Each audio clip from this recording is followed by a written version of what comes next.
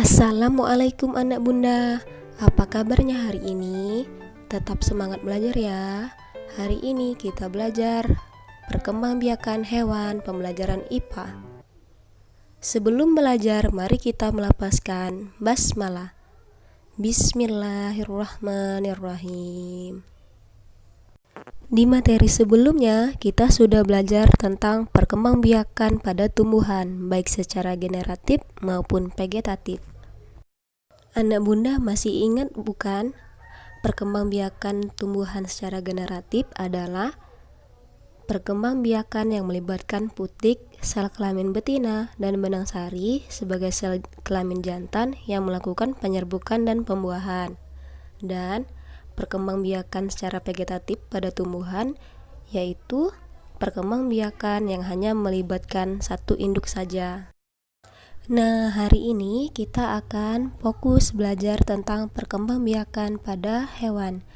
Apakah sama seperti pada tumbuhan? Mari kita simak bersama-sama. Perkembangbiakan pada hewan terbagi menjadi dua, generatif dan vegetatif.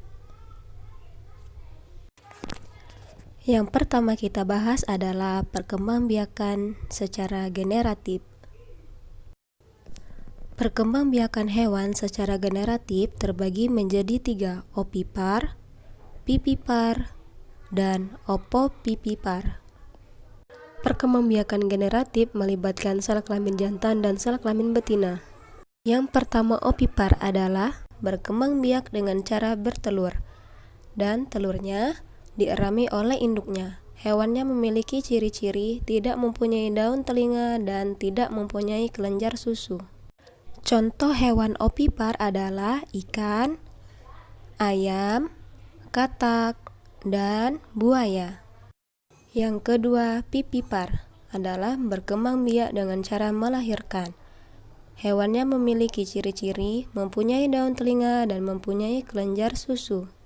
Umumnya hewan yang melahirkan adalah mamalia. Contoh hewan vivipar adalah kucing, sapi, kelinci, dan gajah.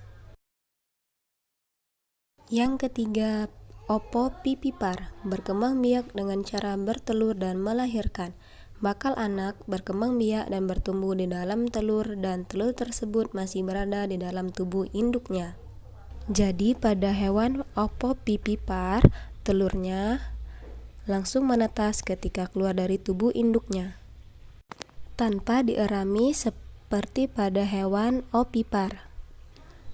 Contoh hewan opovivipar adalah ikan hiu, ikan pari, dan ular sanca atau ular piton.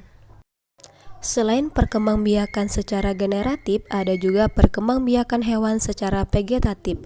Dibagi menjadi tiga, membelah diri, fragmentasi, dan tunas. Perkembangbiakan vegetatif mempunyai keturunan tanpa melibatkan sel kelamin jantan dan betina.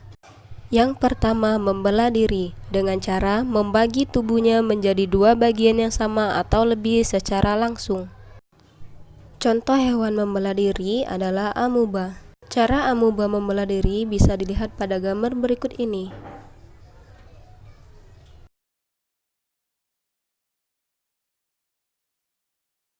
Yang kedua, fragmentasi. Dengan cara memotong atau memutuskan bagian tubuhnya untuk membentuk organisme baru. Contoh hewan fragmentasi adalah cacing pipih.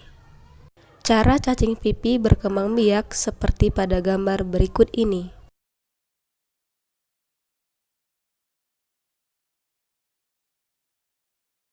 Yang ketiga, tunas. Berkembang biak dengan cara membentuk tunas baru yang melekat pada induknya hingga menjadi organisme baru. Contoh hewan berkembang biak dengan tunas adalah hidra. Cara hidra berkembang biak seperti pada gambar berikut ini. Oke, sampai di sini dulu pembelajaran hari ini. Sampai jumpa di pembelajaran berikutnya. Wassalamualaikum.